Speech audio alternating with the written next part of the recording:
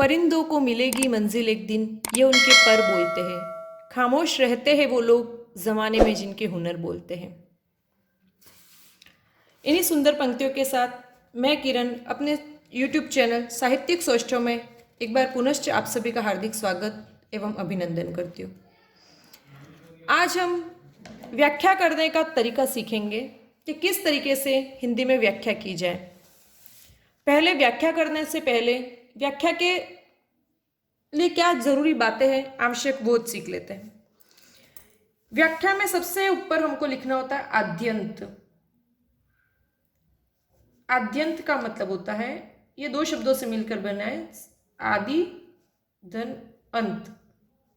मतलब हमको जो अवतरण या जो पद्यांश गद्यांश जो भी प्रदान किया गया है, हमारे परीक्षा में हमेशा हमारे पास दो दो ऑप्शंस होते हैं, तो हम किस अवतरण की व्याख्या कर रहे हैं वो हमको बताना होता है।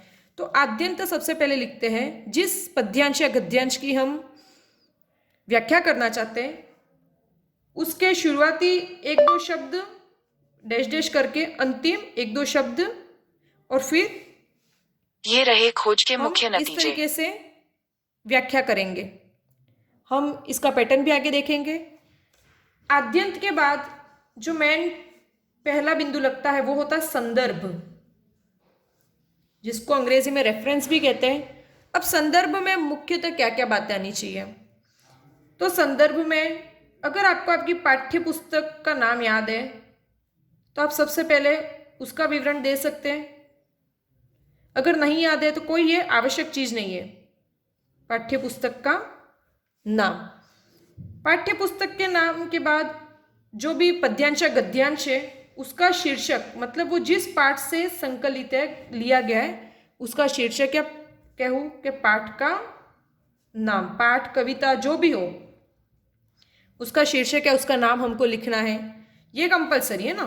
उसके बाद वो पाठ का कवि या लेखक जो भी हो, कविता होगी तो उसका कवि होगा, पद्यांश होगा तो कवि होगा, लेकिन गद्यांश होगा तो उसका लेखक या कवि का नाम।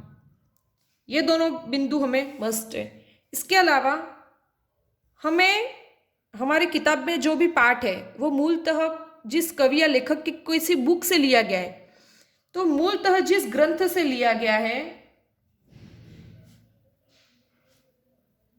उस ग्रंथ का नाम, जिस पुस्तक से लिया गया है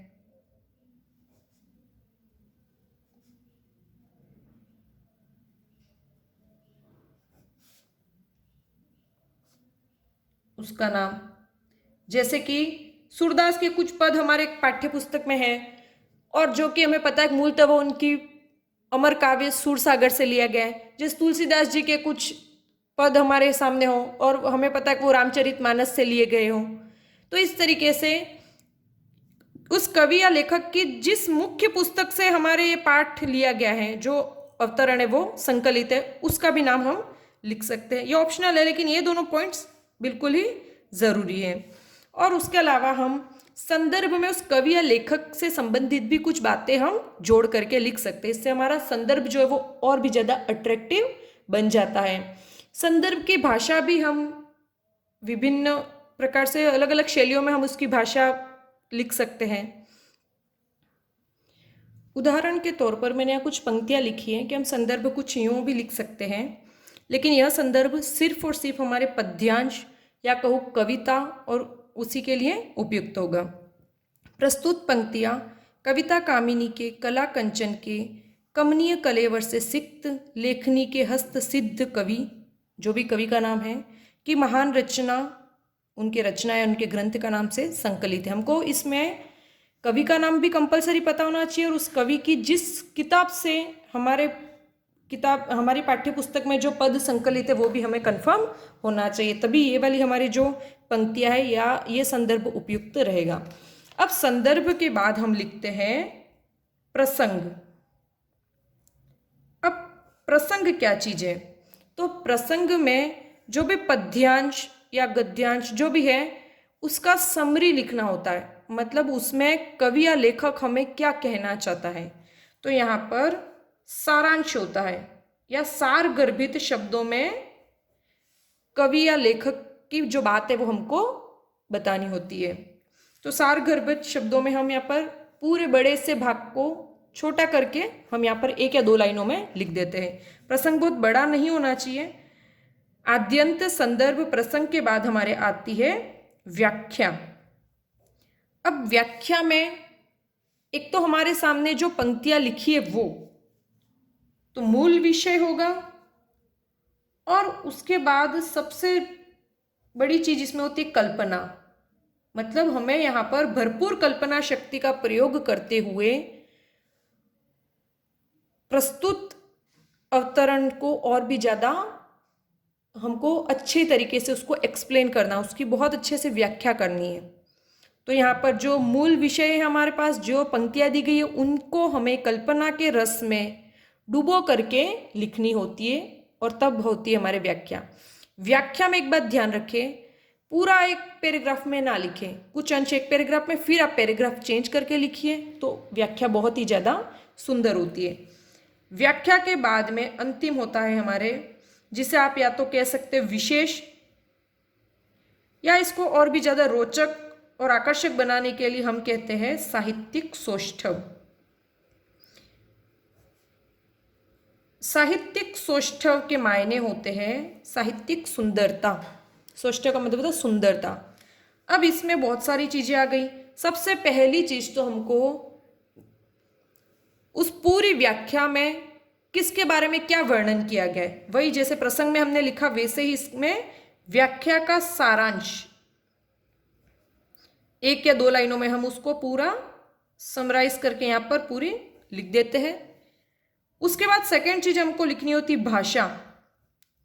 भाषा में पर्टिकुलर भाषा का नाम, जैसे ब्रज, अवधी, हिंदी, खड़ी बोली हिंदी, जो भी, और उसके साथ उसकी भाषा शैली कैसे, जैसे सरल, सरस, बोधगम्य, संस्कृतनिष्ठ शब्दावली, इन सारी चीज़ों को भी हम लिख सकते हैं। भाषा के बाद अगर वो कविता है तो कविता में भाई छंद, अलंकार, ये सारी चीज़ें आ गई। अपने गुण, रीति, सारे भी गुण, छंद, रीति, रस, इन सारी चीज़ों का हम वर्णन कर देंगे। ये सब हो गई हमारी साहित्यिक चीज़ें। और एक हम तुकबंदी को भी इसके अंदर ही लेंगे, जैसे कि अगर कविता है तो उसमें तुक रहती है, शैली होती है, वो सारी चीज़ें इसमें वर्णनात्मक शैली, और जितनी भी गद्यांश की और पद्यांश की अलग अलग शैलियाँ होती हैं उनका हम इसमें लिख सकते हैं। अब उसके बाद साहित्यिक सौष्ठव के अलावा इसमें होता है एक चीज व्याकरणिक सौंदर्य। अब बात करते हैं हम व्याकरण की दृष्टि से। व्याकरणिक टिप्पणी कहो या व्याकरणिक सौंदर्य कहो, आप इसको व्याकरणिक टिप्पणी भी कह सकते हैं या व्याकरणिक सौंदर्य भी कह सकते हैं। अब व्याकरण के अंतर्गत सारी व्याकरण की चीजें आ गई। आप सारी चीजें लिख सकते हैं, समास, संधि, संधि, समास, अलंकार, ठीक है, सारी चीजें जो भी आपके ध्यान में आए। तब जैसे कोई युग्म शब्द है, कोई समश्रुत शब्द है, कोई विलोम शब्द है, ये सारी चीजें आपके व्याकरणिक सौंदर्य के अंतर्गत आ जाएंगी। और इस प्रकार से एक व्याख्या पूरी की जाती है। एक व्याख्या का पैटर्न ये बता दिया, और एक व्याख्या आपको करके भी हम बता देते, जिससे कि आपको और भी ज़्यादा स्पष्ट हो जाएगा। हमने सुदामा चरित पाठ अभी ही पढ़ा, बहुत ही सुंदर पद्यांश उसमें दिए गए थे, उन्हीं की व्याख्या हमने करके बताई है। सबसे पहले तो आपको ये ध्यान रखना है, कभी भी व्याख्या करो तो इस तरीके से 2 कंटिन्यू वाले पेपर पे आप क्या करोगे, जैसे व्याख्या आपने यहाँ पर शुरू की और यहाँ पर व्याख्या खत्म कर दी। हो सकता है कभी एग्जामिनर का ध्यान नहीं रहा और उसने आपका इतना ही पेज देख के आपको आधे कम मार्क्स दिए, तो बेहतर रहेगा आप उसके सामने पूरी व्याख्या स्पष्टतया उसके सामने प्रस्तुत करेंगे, तो उसको लगेगा हाँ पूरा अच्छे से लिखा गया है, और इससे उसका ध्यान भी आकर्षित होगा। सबसे पहले हमने आद्यंत शुरू किया, शीस पगान जगह, पंक्तियां, स्टार्टिंग की पंक्तियां, फिर डैश डैश और अंतिम की पंक्तियां, फिर संदर्भ, प्रस्तुत पद्यांश हमारी हिंदी की पाठ्य पुस्तक वसंत भाग 3, पाठ्य पुस्तक का नाम पता था कि सुदामा चरित शीर्षक पाठ से उद्धृत है। इसके कवि श्री नरोत्तम दास जी है। अब यहाँ पर पाठ के नाम और कवि के नाम के नीचे हम अंडरलाइन कर देंगे या फिर उनको हाईलाइट कर सकते हैं। फिर हमारा प्रसंग आता है। प्रस्तुत अवतरण में द्वारपाल श्री कृष्ण के समक्ष सुदामा की दीनहीन दशा का सचित्र वर्णन कर रहा है। ठीक है, ये प्रसंग लिख दिया हमने। अब आती है व्याख्या। व्याख्या में हमने कहा कि मेन विषय जो मूल विषय हमारे पास होगा, उसके अलावा हमको कल्पना शक्ति को भी यहाँ पर प्रयोग करना है। प्रस्तुत पद्यांश में कवि द्वारपाल के मुख से द्वारकाधीश श्री कृष्ण के समक्ष उनके परम मित्र सुदामा की दयनीय दशा को चित्रित करता है। जब सुदामा कृष्ण का पता पूछते पूछते महल के द्वार पर आकर खड़े हो जाते हैं तो द्वारपाल उनको रोक करके उनका परिचय पूछते हैं। इसी वृत्तांत को महाराज श्री कृष्ण के समक्ष जाकर द्वारपाल सुनाता है कि हे महाराज, महल के द्वार पर एक गरीब व्यक्ति आया है जिसके सिर पर न तो पगड़ी है वह न ही शरीर पर कुर्ता या झबला पहना है। ना जाने वह व्यक्ति कौन है और किस गांव का निवासी है। उसने धोती पहन रखी है। उसके शरीर पर एकमात्र वस्त्र जो धारण किया है वह भी फटी पुरानी है। उसके कंधे पर एक जर्जर अंगोछा लटक रहा है। मुझे यह जानकारी मिली।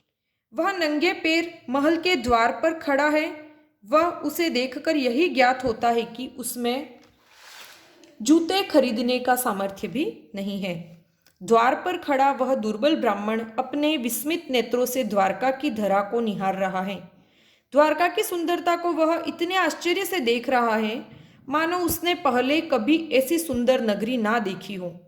हे दिनों पर दया करने वाले महाराज, वह आपका पता पूछते पूछते आपके महल के द्वार पर खड़ा है। वह अपना नाम सुदामा बता रहा है, अर्थात महल के द्वार पर कोई सुदामा नामक गरीब ब्राह्मण खड़ा है जो आपसे भेंट करना चाहता है। इस तरीके से हमने कुछ कल्पना शक्ति का प्रयोग करते हुए पूरे पद्यांश की व्याख्या की है। अब आता है हमारे साहित्यिक सौष्ठव, मतलब विशेषात्मक टिप्पणी, जिसमें हमने पहले इस पूरे जो व्याख्या की उसका समरी लिखा है। प्रस्तुत पद में सुदामा की दयनीय दशा का द्वारपाल द्वारा सचित्र वर्णन किया गया। सचित्र मतलब उसने एक एक चीज बताई कि उसने ये नहीं पहना है, ये ऐसा पहना है, जो पहना है वो ऐसा है, मानो उसने पूरा के पूरा चित्र उकार के रख दिया हो, तो इसलिए हमने यहाँ पर सचित्र वर्णन लिखा है। भाषा ब्रज है और इसी भाषा की को और भी ज्यादा हमने स्पष्ट किया। संस्कृत निष्ठ शब्दावली से युक्त बोधगम्य ब्रज भाषा प्रयुक्त हुई है। रस करुण रस है, गुण माधुर्य, रीति पांचाली हो गई। व्याकरणिक सौष्ठव में सौंदर्य में हमने सबसे पहले समास लिखा है। दीन दयाल शब्द हमारे पद्यांश में प्रयुक्त हुआ है, जिसका अर्थ दिनों पर दया करने वाले, जो कि कृष्ण के लिए रूढ़ है, और यहाँ पर बहुव्रीहि समास का प्रयोग किया गया है। बहुव्रीहि समास वहां होता है जहां पर पूर्व एवं उत्तर पद दोनों की जगह पर कोई तीसरा अन्य अर्थ जो होता है वो प्रधान होता है। यहाँ पर कुछ शब्द दिए थे युग्म शब्द, जिनको हमने जोड़कर अभिराम शब्द था, तो उसी के जैसे सुनाई देने वाला समश्रुत शब्द हमने लिखा अभिराम, जिसका अर्थ होता है लगातार। अभिराम का अर्थ होता है सुंदर। दीन का मतलब दिवस और दीन का मतलब गरीब। तुकबंदी से पद गेय व मनोरम बन गया है कि इन पूरे में हमने देखा था कि भाई ग्रामा, सामा, अभिरामा, सुदामा, ऐसे ऐसे हर पंक्ति के अंत में तुकबंदी है, जिससे कि ये पद और भी ज़्यादा गेय भी हो गए और बहुत ही ज़्यादा सुंदर भी हो गए हैं। इस प्रकार से हमने एक व्याख्या का फॉर्मेट और व्याख्या कैसे की जाए ये देखा। बहुत ही आसान है व्याख्या करना, बस व्याख्या में हमें कुछ चीज़ों को हाईलाइट कर देना है, मुख्य बातों को। मुझे वेब पर यह जानकारी मिली। है। आशा करती हूँ आज का वीडियो आपको पसंद आया। अगर वीडियो पसंद आया तो इसको लाइक कीजिए तथा अपने दोस्तों के साथ भी इसको जरूर शेयर कीजिए। चैनल अगर आपने सब्सक्राइब नहीं किया तो प्लीज़ इसको सब्सक्राइब करना बिल्कुल भी ना भूलें। धन्यवाद।